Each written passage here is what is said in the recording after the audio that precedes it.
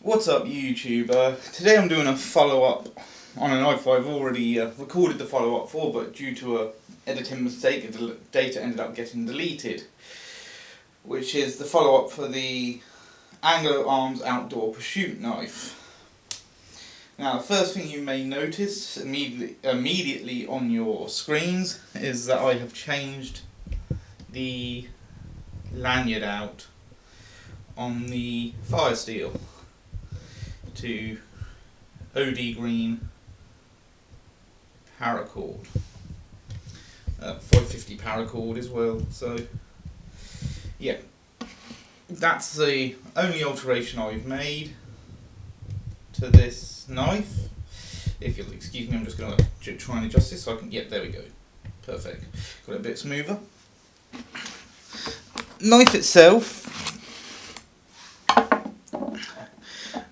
the steel isn't marked on the knife, but I believe it's 440 stainless. I think it's 440C actually, to be more accurate on that.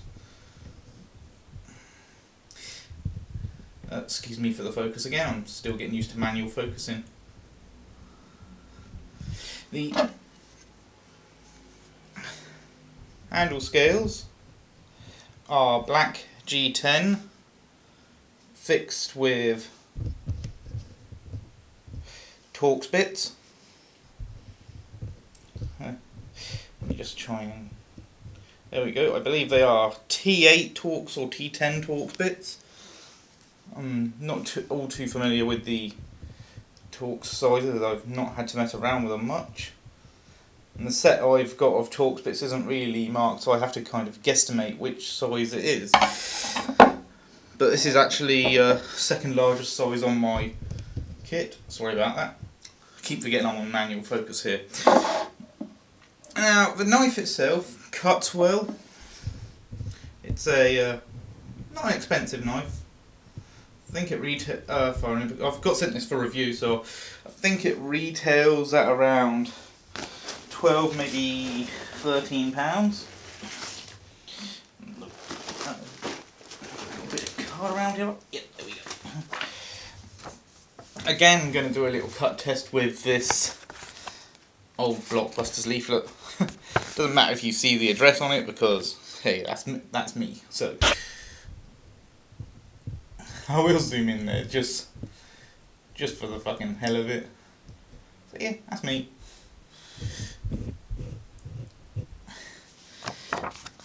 Yeah, as you can see, this is from a now dead company, Blockbuster Video. Now I'm going to zoom out, sharpen up the focus, whoops, and we'll give it a little slice. I'm resting it on the table here, but yeah, other than that, not much pressure at all. It does cut well, and I have been using this quite a bit. I've been using it in the kitchen, to be honest.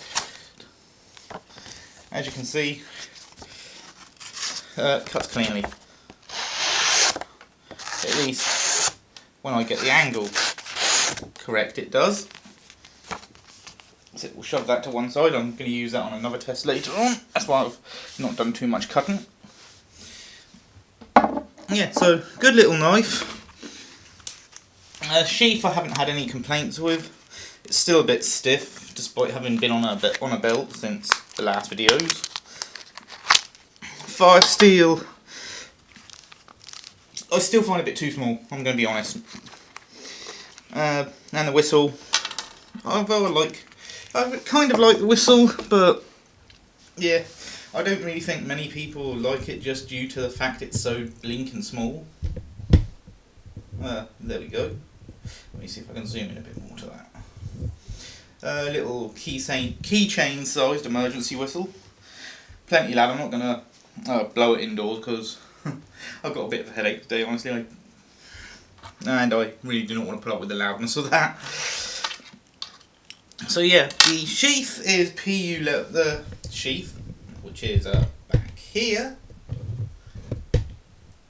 is PU leather and nylon, ballistic nylon. It's well made, surprisingly. I don't really like the PU leather on it. I would love to like to see that being real leather. The fire steel is a little bit on the small side. Again, excuse me. I'm used to autofocus now, so I'm having to retrain myself to use manual focus. Anyway, that's the little fire steel. Not too big, kind of small actually, in my opinion. And the 550 paracord lanyard I made for it. Now the cord that came on this as standard was not 550 cord, it was just a cheap nylon cord, kind of like a really poor quality bootlace, for lack of a better term. But yeah, it's an okay little kit, good value for money at under £15 sterling, about $20 if you're in the US. If you can find this in the US, that is. I don't know if you can. But it is a good little knife. Highly recommended by me. Full tang construction. I probably didn't point that out before. I don't think I did point that out in my initial video for it. But it is full tang construction. It does have a little notch for your fire steel. Let me just focus here. It's a little awkward trying to focus and hold a blade at the same time, especially because I'm using the manual focus. There we go, there's the little notch for your fire steel right there. Gym pin on the back. The gym pin is a little bit aggressive. Doesn't really hurt, but it does keep your thumb in place, that's for sure. And it does leave a little bit of an impression, but it's not painful. It's by no means uncomfortable gym pin, but yeah, it is a bit on the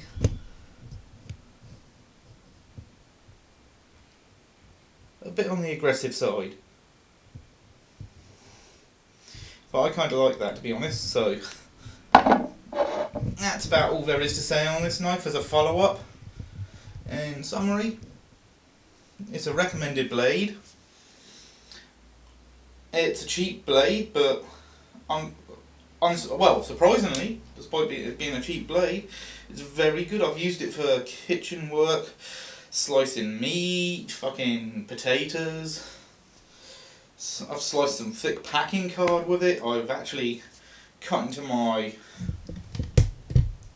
the back end of my archery target with it. I actually got one of my bolts stuck for my mini crossbow, and I used the Outdoor Pursuits knife to cut a slit to get it out. So yeah, pretty good little knife.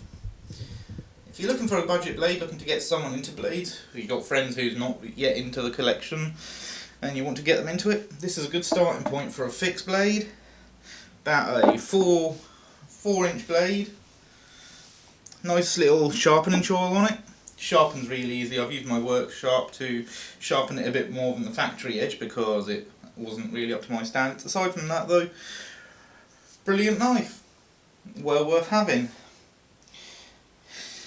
Well, that's really all I can say about it, so that's all for now. And remember, be good to each other.